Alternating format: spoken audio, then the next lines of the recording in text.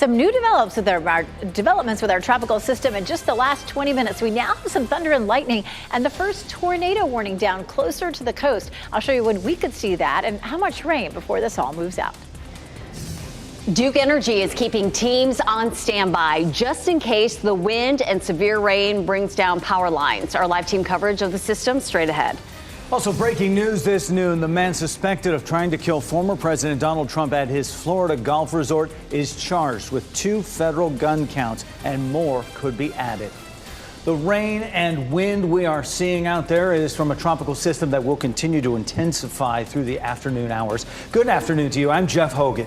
And I'm Renee Chu. Thanks for joining us. We have live team coverage of the storm's impacts and how emergency crews are preparing. We begin with meteorologist Elizabeth Gardner with a look at how much rain we will see through tomorrow. Definitely parts of the viewing area seeing big changes from just the last hour or so. As I mentioned at the top of the newscast, we've got a few thunder and lightning bolts, especially down here in Sampson County. And this is the first tornado warning that we've seen close to the coast or in any part of North Carolina as the system is coming on shore. We've also really seen the rain pick up across most of the viewing area, especially from the Triangle area southward. We'd had some heavy rain earlier this morning down around Fayetteville and Sampson County, and now that's really starting to move up through parts of the Triangle. We'll zoom in here around Raleigh. It's still on the light side around Durham and Chapel Hill, but all of this is going to continue to lift northward. Some steady to heavy rain in Raleigh, all the way through Wilson's Mill and Smithfield. We head down to the south, Fayetteville, which has already seen almost an inch of rain so far. Southern Pines, Clinton, seeing that steady to heavy rain. Here's a look at downtown Raleigh. This is Fayetteville Street from our Jimmy V camera. Just saw somebody walking down the street, definitely holding that umbrella as it is really messy out there right now. How much rain so far? Well, only in Raleigh, just a few hundredths of an inch, but down in Fayetteville, we've seen almost an inch of rain, about 3/4 of an inch in Clinton, and a little over an inch in Goldsboro, with a lot more rain to come. It is a WRAL weather alert day, so we have a flood watch. We have a level 1 risk for some severe storms for tornadoes, as we're starting to see some of those along the coast. And we also have a wind advisory, winds gusting 20 to 40 miles per hour. This storm may never get a name. It has 50-mile-per-hour winds. It's going to make landfall, move onshore here in South Carolina and move into the mountains of North Carolina, but it is going to bring us a lot of rain, as much as 2 to 5 inches. Our wind speeds are starting to pick up, some gusts 24 in Clinton to 22 over there in the eastern part of the viewing area. We have a wind advisory in effect for many counties, and of course we also have that level 1 and 2 risk closer to the coast for some severe storms. So we'll talk more about when the heaviest rain will arrive where you are coming up. Elizabeth, thanks. We are tracking the system to keep you and your family safe, and emergency crews are taking steps to keep the power on. WRAL's Eric Miller is live with a look at the work that's taking place as a result of the potential for severe weather. Eric, what are you seeing at this point? Oh, Renee, the storm already given these Duke Energy crews something to do here. You look off to the side, you can see folks from Alltech going up in a bucket right now to inspect some of the repairs that have just been made here in the last couple of hours after a tree came down. We're on Timber Drive, right at the Barksdale Drive intersection. That's right off Crabtree Boulevard. You can see that tree there off into the distance a little bit. An oak tree that came tumbling down, pulled down power lines, snapped a power pole clean at the top. This all happening about 3 hours ago. This initially put about 150 customers into the dark. That is now down thanks to the efforts of these crews to only 9 people without power. Still, those folks likely to be in the dark until about 1:15, 1:30 this afternoon. That's how long it's going to take to really wrap up the work here. Statewide, what we're seeing at this point, just a scattering of outages for the most part, and mostly just a couple dozen people at a time who are without power. Still, this is a storm that Duke Energy has been keeping a very close eye on. They have been staging men, staging equipment, doing all of those preparations as this storm moves closer. And as things start to get wetter, and as those winds start to pick up, we know it is going to get even busier for these folks here on the ground. Send it back to you guys inside in Raleigh. Eric Miller, WRAL News. And happening right now in the WRAL Live Center, we're giving you a look at what it looks like outside. This is actually the WRAL tower cam overlooking southeast Wake County. At first, I thought there was something wrong with this camera. There is not. You can see the top of the tower cam right there. So just a lot of cloud cover and rain coming down right now near our studio. And then I want to show you some pictures along our coast, courtesy of Surf Checks. This is Wrightsville Beach right now. You can see the big waves and a lot of whipping wind there. The raindrops on the camera. That is Wrightsville Beach. This is a look at downtown Wilmington. Earlier, about 15 minutes ago, it was not raining. Now the rain is coming down very hard there as well. Another look at downtown Wilmington. We're going to keep an eye on these cameras and bring you the latest from the Live Center. Michelle, thanks. You can plan ahead for severe weather with the WRAL News app. It allows you to watch radar in real time to see when storms are in your area. Be sure you have the WRAL News app installed on your phone. Turn on alerts to get notified about severe weather in your location. It is free wherever you download your apps. Breaking news this noon, the man suspected in the apparent assassination attempt of Donald Trump is now charged with federal gun crimes. Ryan Routh appeared in federal court this morning. Agents took him into custody Sunday after being stopped on a Florida highway following the Secret Service seeing his gun right near where the former president was playing golf yesterday. According to public records, Routh is registered as an unaffiliated voter here in North Carolina. WRAL's Sean Gallagher is in Greensboro with what he has learned about Routh's time spent there. Sean?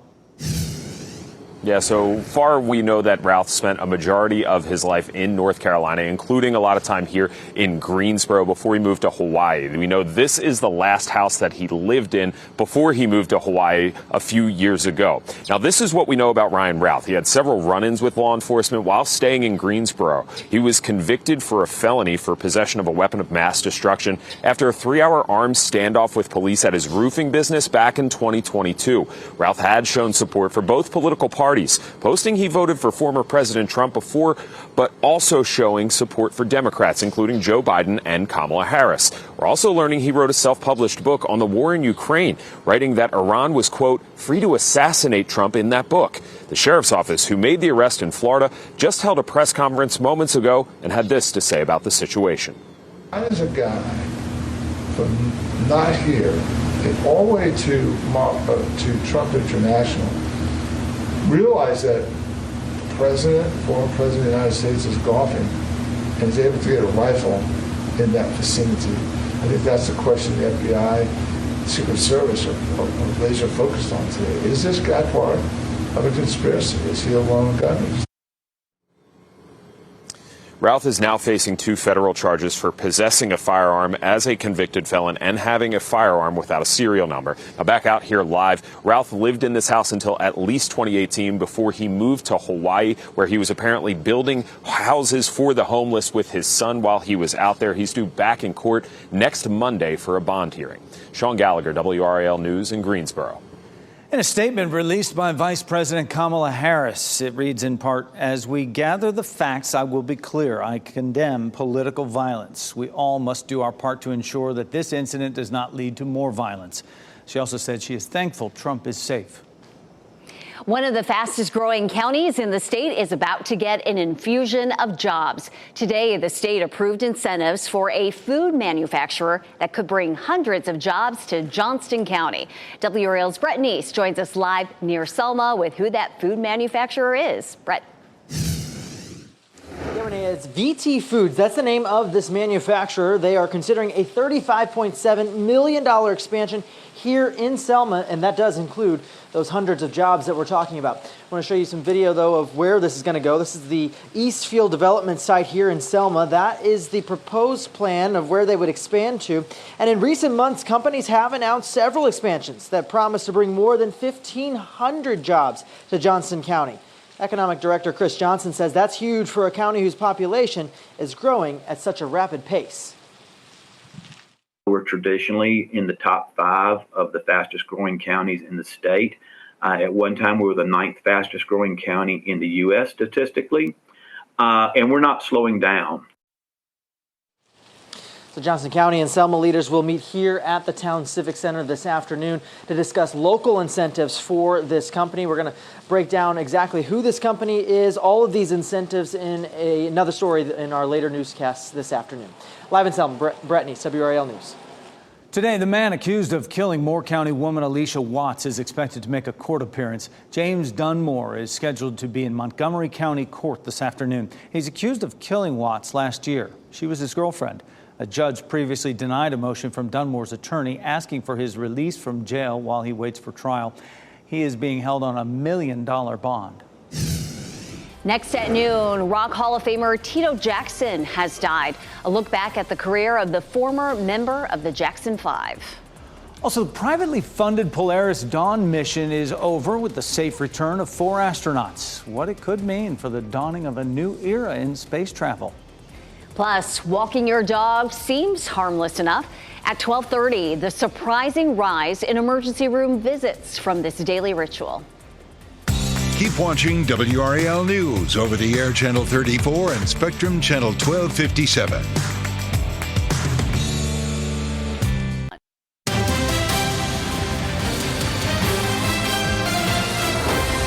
Tito Jackson, one of the members of the Jackson 5 and a Rock and Roll Hall of Fame member, has died. Jackson and his brothers, including the late pop king Michael Jackson, rose to fame in the late 1960s and 70s with their group. Jackson later started a solo career in 2003 as a blues musician. He was nominated for 3 Grammys and inducted into the Rock and Roll Hall of Fame in 1997. No cause of death has been released. Tito Jackson was 70 years old. The year's best shows and performances were honored at this year's Primetime Emmys. The Bear took home 11 trophies, including Outstanding Lead Actor and Supporting Actress in a Comedy. HBO's Hacks, though, upset the hit show after beating it for the top honor of Outstanding Comedy. And Shogun was the big winner of the night with 18 wins. Stars Hiroyuki Sanada and Anna Sawai won Best Actor and Actress in a Drama, the first Japanese actors to win in those categories. As with all Emmy ceremonies, there is lots of talk about who wore what. This year, one actor made a bold statement, but it didn't have anything to do with his choice of clothing. Tefero Wunatai walked the Emmys red carpet with a painted red handprint over his mouth. The Reservation Dogs star said he did it to stand in solidarity with missing and murdered Indigenous women. Wunatai was nominated for his first Emmy for Outstanding Actor in a Comedy Series for his performance as Bear Smallhill. The Bear star Jeremy Allen White won the award.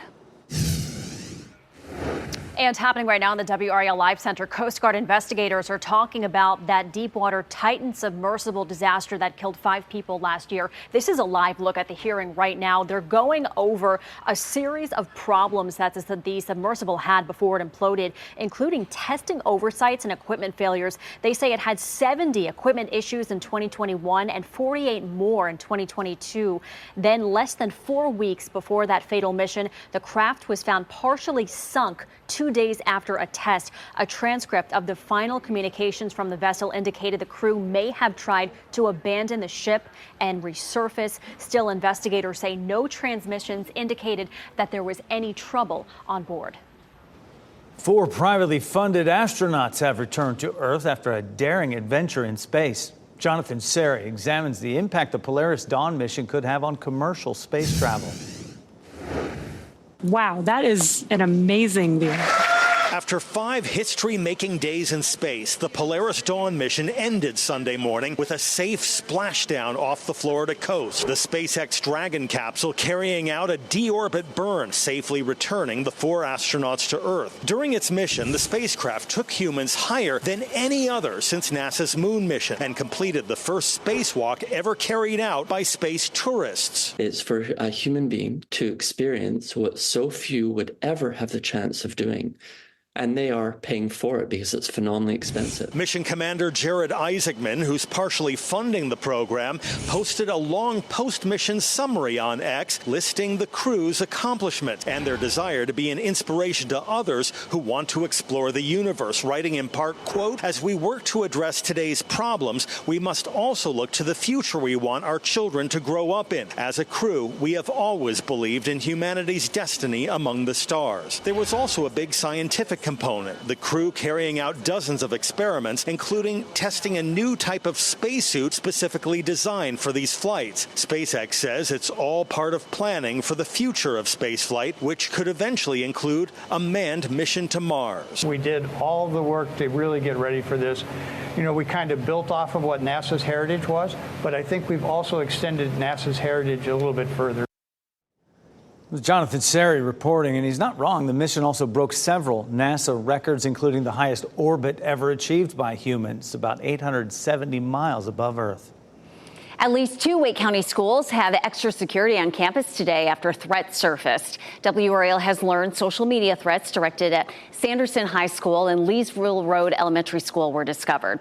All students are safe. The notice to families at Leesville Elementary said law enforcement is, quote, investigating this as it has also been reported at other schools. Making school threats can result in criminal charges. It is 12:16, and it's a good bit that they'll have indoor recess today, given the gloomy conditions out there and that rain falling steadily. Meteorologist Elizabeth Gardner in the WRAL Severe Weather Center watching these waves of rain from this tropical system. And this is going to continue well into the day tomorrow. So we're going to end up with some pretty impressive rainfall totals, most likely in some places.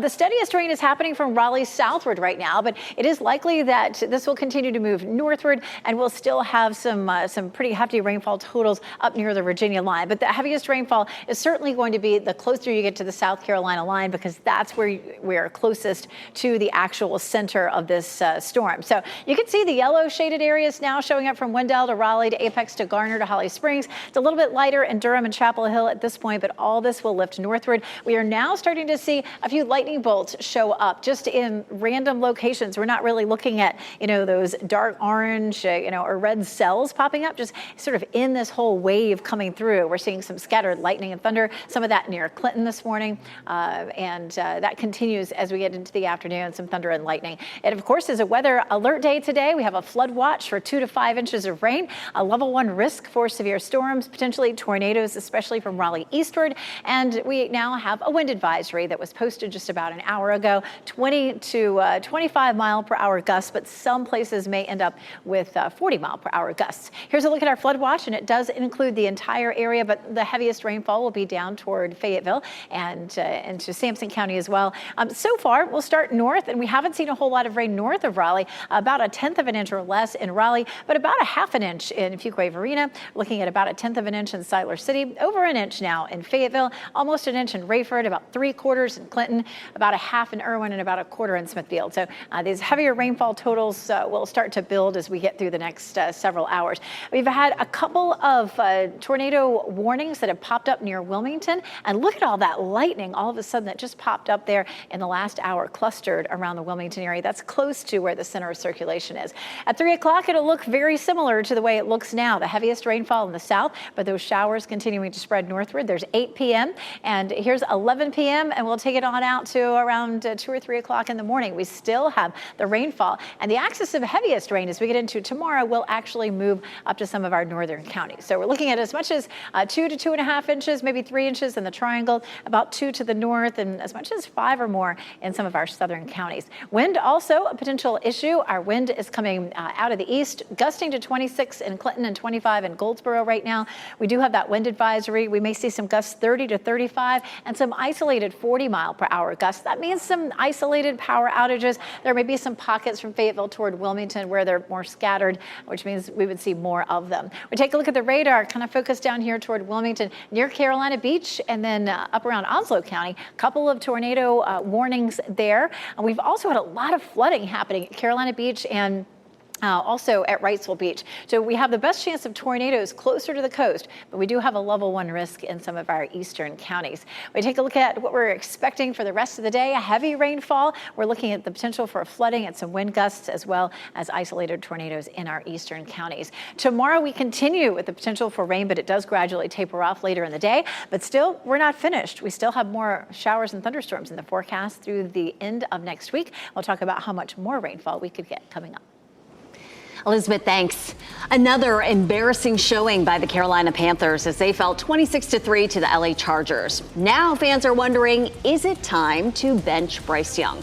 Today at 4, we hear from head coach Dave Canales about how he plans to rally this troubled team. And at 6, AI is tracking local police behavior. WRAL investigates how artificial intelligence searches hours of body cam footage and flags police conduct. Meantime, still ahead this noon, Walgreens agrees to pay a hefty fine to the government. Ahead, what the company is accused of doing that landed it in hot water. Also, when children are on task, when they're focused, when they're doing their work, they're not bothering their classmates.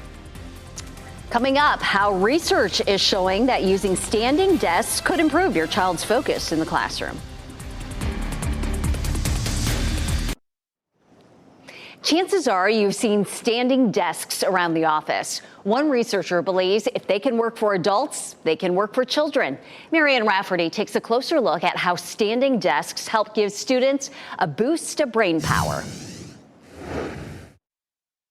For teachers, a new school year can mean new attempts to help improve students' ability to focus in the classroom.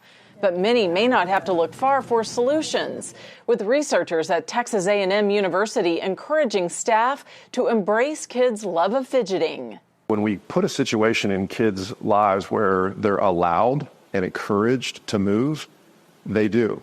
According to Dr. Mark Bindon, this can be done by providing opportunities to keep kids from sitting for too long. When we do that for long periods of time, we actually become less productive. We need change and variety. Together with his team, Dr. Bindon has developed and produced standing desks and stations for classroom use, citing how they not just boost focus, but also activity levels. Researchers wanted to find ways of promoting movement during the school day, citing how not every child participates in after-school sports or clubs that involve physical engagement. We came up with a way to create an environment, activity permissive learning environment, or APPLE, a way to get those kids to move. What we found was that children had more time on task than when they were in the traditional static environment. And Dr. Bindon says teachers love it. When children are on task, when they're focused, when they're doing their work, they're not bothering their classmates. Meanwhile, creating more chances for standing can even help set kids up for healthier adulthoods. That was Marianne Rafferty reporting. Dr. Bindon's desks are currently being used by students in more than 40 countries.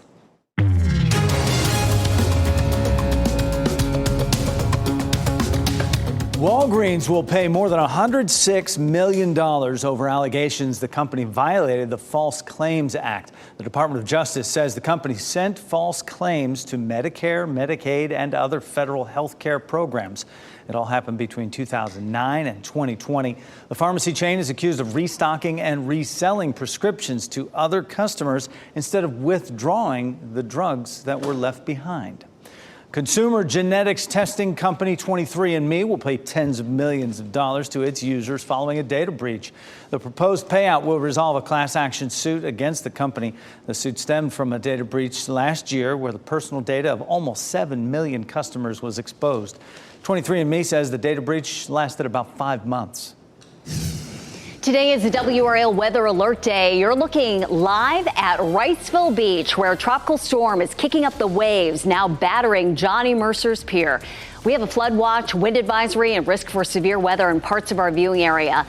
We'll have a live report from Wrightsville Beach coming up after the break.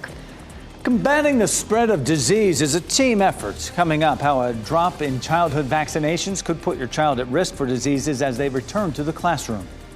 Here's a look at your winning NC Education lottery numbers on your screen right now. We'll be right back.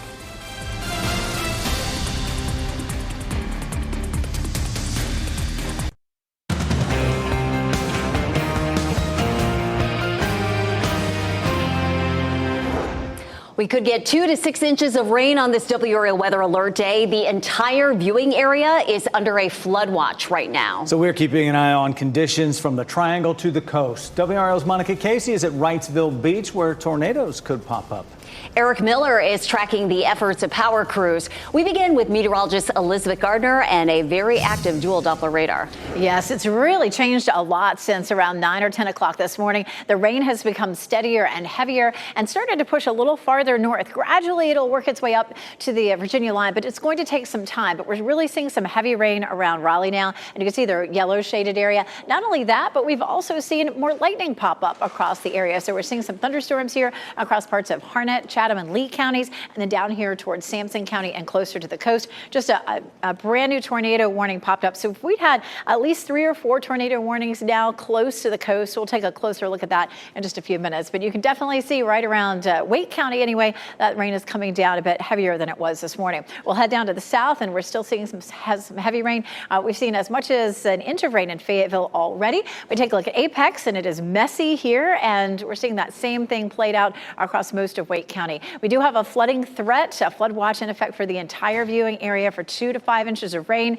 A level 1 risk for storms from the Triangle area eastward for isolated tornadoes that may pop up later today. And then winds gusting up to 35 or 40 miles per hour. Here's a look at that flood watch, again, encompassing the entire viewing area. Wind advisory just posted about an hour ago, 30 to 35 mile per hour winds with some gusts up to 40. And then closer to the coast, this is the yellow shaded area. We've already seen some tornadoes pop up there. It would be a lesser chance in our eastern counties, but it is a chance nonetheless. Here's a look at Futurecast, kicking things off right now. Notice scattered rain continues. The heaviest rainfall will end up being in our southern counties, but it will stretch all the way up to the Virginia line. And overnight tonight and early tomorrow morning, the access of it is likely to be much closer to the Virginia line. So it will be a very messy commute this evening. Rain will be heavy. Temperatures will be in the 70s. Don't forget your headlights. Coming up, we're going to take a much closer look at what's happening along the coast as in terms of the flooding and the winds that they're seeing there. Well, heavy rain and strong winds are pounding our coast now and have been for several hours. Some areas in New Hanover County are dealing with flooding. WRAL's Monica Casey joins us now live from the coast at Wrightsville Beach. Monica, I know you just got there not too long ago. What are your initial impressions of what you're seeing? Yeah, Jeff, the conditions really got a lot worse as we headed further east through the state. We saw heavy wind and rain and lightning on the highways. We're actually in a little bit of a lull here on Wrightsville Beach right now. If you take a look over in this direction, you can see blue sky. It looks kind of nice, but this is really different than what it was like when we got here 10, 15 minutes ago. That was raining, a lot of really strong wind. I spoke with a few people who tell me the waves were actually crashing up at the bottom of Johnny Mercer's Pier. Over at the end down there, you can see a little bit of that rough ocean here right now. So we're in a little bit of a lull, but it was worse when we got here. It's starting to get darker over further north over here as well. So we haven't seen much flooding or ponding on the roads in this area in Wrightsville Beach, but we have heard from a lot of people that we have been speaking with out getting some photos of the ocean that they're hearing things are not good over in Carolina Beach area, some flooding over there. We've seen some social media posts about that. So we'll be heading in that direction next. We do know that some schools have dismissed early. New Brunswick and Hanover County schools have dismissed early to get people home, try to get them safe as soon as possible. Live in Wrightsville Beach, Monica Casey, WRAL News. And here in the Live Center, lots of flooding going on in Carolina Beach right now. The U.S. National Weather Service in Wilmington posting these photos here saying there is life-threatening flash flooding going on in Carolina Beach right now. Take a look at this. Look at the amount of rain that has fallen so far in Carolina Beach. There are a couple of photos here that I do want to show you. Here's another one of a car making its way down the street in the flooded waters. This is something that you should never do. If you see standing water, do not try to drive through it. Again, these are pictures from the National Weather Service in Wilmington of Carolina Beach.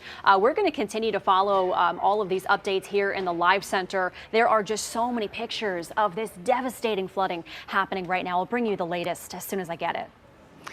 Look at how high that water is there at Carolina Beach. About 30 minutes ago, WRAL's Eric Miller joined us from Timber Drive near Crabtree Boulevard in Raleigh. That's where the wind blew down some power lines. And Eric, where are you right now? Renee, we are in that same area here, continuing to watch crews kind of wrap up this work. Within just the last couple of minutes, we did get to talk to one resident here. While energy crews have been able to get almost everybody's power back on, remember we had about 150 customers out here in this vicinity at one point. They have still been doing some work here, and at least one woman has been trapped at home by these downed lines. Take a look at some of this video here, the work these crews are having to do. You can see a relatively small oak tree came crashing down last night. It pulled down not only power lines, utility lines, but a power pole here as well. Over the last 3 hours, crews have made a lot of progress. They've gotten most of that power back on. Still working to get some of those utility lines back up here as well.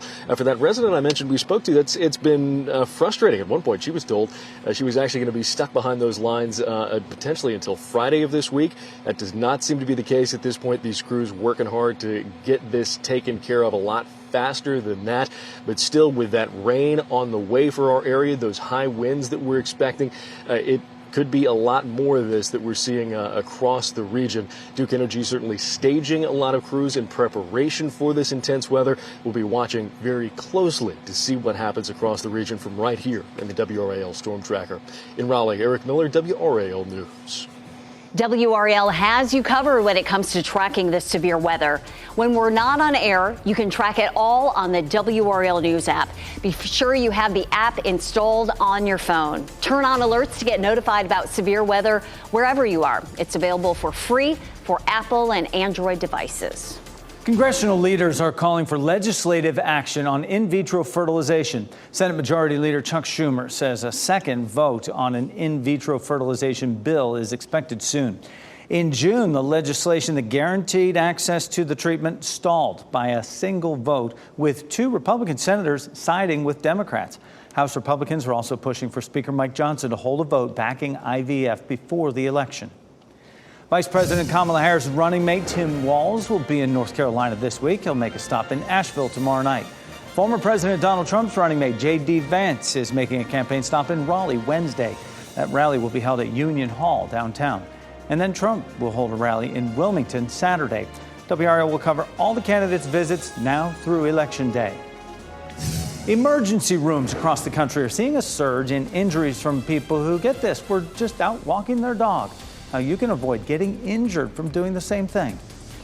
Today marks 25 years since Floyd devastated North Carolina. Why the hurricane will forever stand out in our state's history.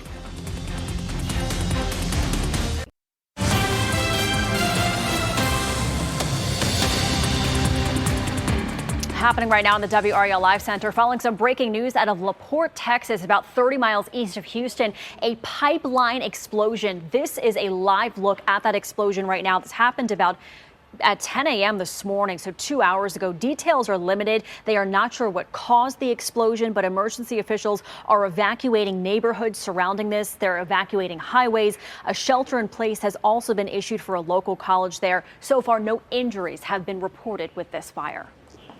Routine vaccinations help boost immunity across communities, but a drop in childhood vaccinations could be elevating the risk of spreading diseases. A recent Gallup poll revealed 40% of Americans say it is extremely important for parents to make sure their kids are vaccinated.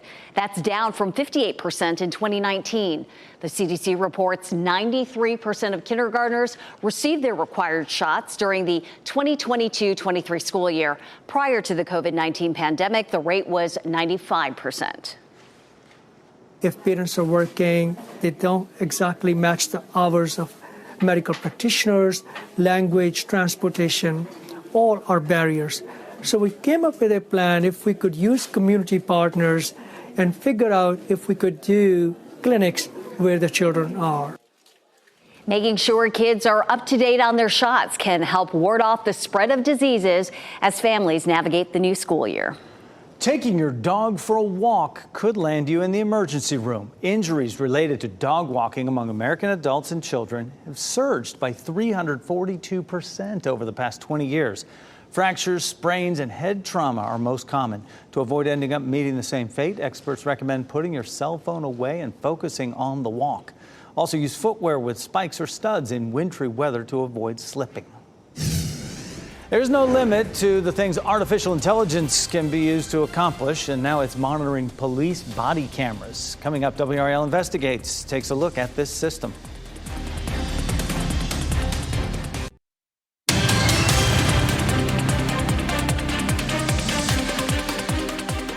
Artificial intelligence is now being used to keep an eye on police officers' behavior. A technology called Trulio reviews departments' body camera video, flagging the good and the bad. This is the focus of a WRAL investigation that airs tonight at 6. And Investigates reporter Sarah Kruger is here now. And Sarah, this is in use in North Carolina now for the first time. Jeff, yeah, as of just a few weeks ago, Burlington police has it. It's doing what no human feasibly could. It's reviewing tens of thousands of hours of video with the click of a button. And for my story tonight, I talked with officers there in Burlington. I did a ride along with them as they pioneer this new technology in our state.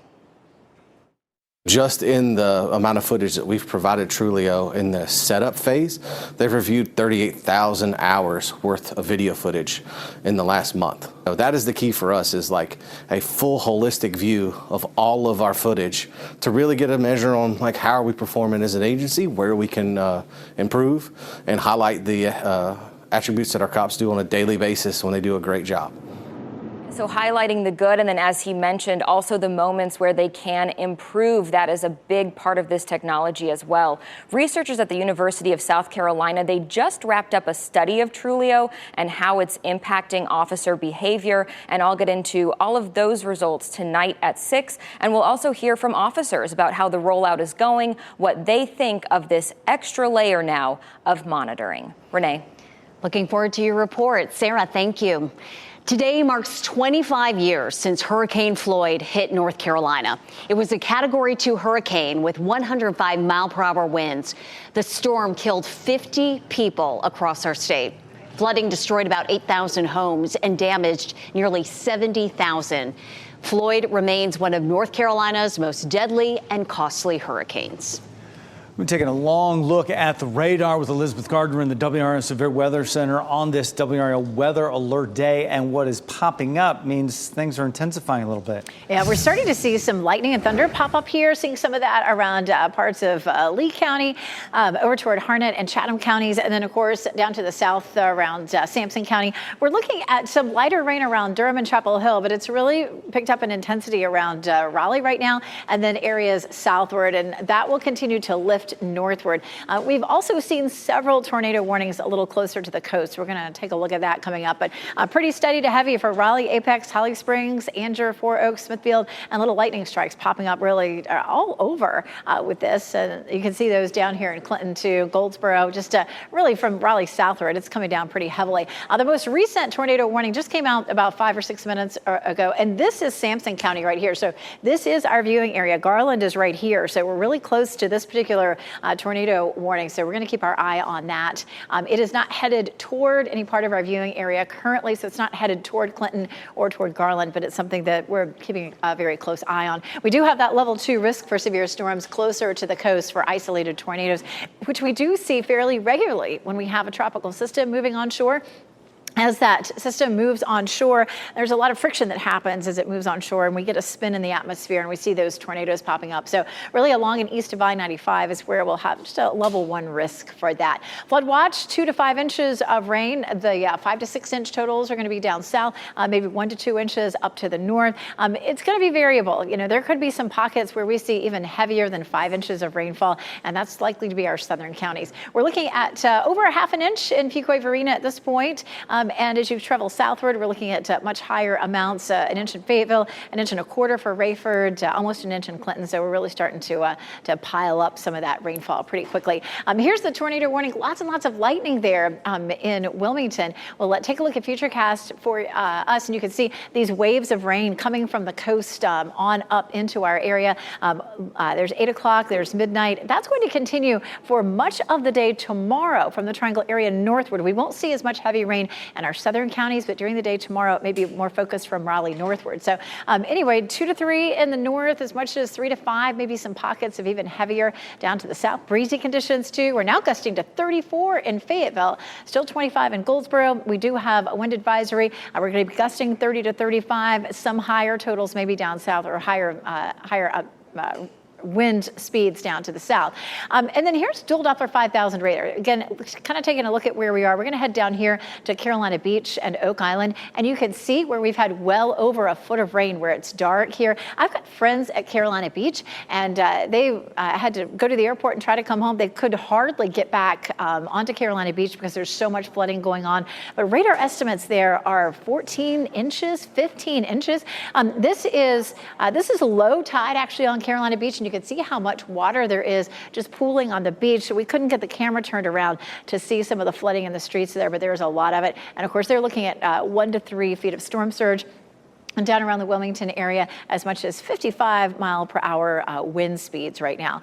For us, of course, flooding will be our biggest threat. And we check out the 7-day forecast quickly. We're still looking at a chance of thunderstorms through much of this week. Stay with us. We'll have your top stories coming up. As we wrap things up, here we have a look at a few of the headlines we're following for you today.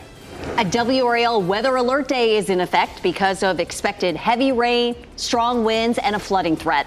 Emergency crews are taking steps to keep the power on. At one point, more than 150 customers were without power in the Triangle, and that's down to just 9 now in our area. We're seeing thousands of people without power on the coast as we look live at Myrtle Beach. We will continue to monitor outages throughout the day. The man suspected in the apparent assassination attempt of Donald Trump is now charged with federal gun crimes. Ryan Routh appeared in federal court this morning, according to public records. Routh is registered as an unaffiliated voter here in North Carolina. He was convicted for a felony for possession of a weapon of mass destruction after a 3-hour armed standoff with police at his roofing business in 2002. One of the fastest growing counties in the state is about to get an infusion of jobs. Today, the state approved incentives for a food manufacturer that could bring hundreds of jobs to Johnston County. We're talking about VT Food. It is considering a $35 million expansion in Selma. Hundreds of jobs will be created over 5 years. Our pet of the day comes to us from ARF. Meet Jax, a handsome 3-year-old husky. Likes to swim, obviously. He's taken the loss of his owner hard, so he truly needs to find a lifelong soulmate. Jax lights up when he's invited to outdoor adventures like hiking, swimming, and cookouts. Adoption fees are waived for veterans and retired servicemen. You can call ARF at 919-894-1111 if you are interested in meeting Jax. Sweet pup. New data shows North Carolina's biggest school systems are still struggling to hire bus drivers. Coming up at 4, our WRAL Education Insider shares what drivers say are their biggest challenges. It'll be a long day ahead for WRAL Weather Alert Day here, especially when we get more towards commute time. NBC News Daily Meantime up next, your next local news update in 30 minutes. Now, if there's a tornado warning, our team will be on the air with you. Otherwise, our team coverage of severe weather resumes at 4 o'clock. We'll see you then. Stay safe with the latest WRAL Weather Alert Day info. Get up-to-the-minute weather and traffic conditions when you get in your car. In Raleigh on 99.3 FM, in Durham 96.5 FM, and everywhere on 101.5 HD3.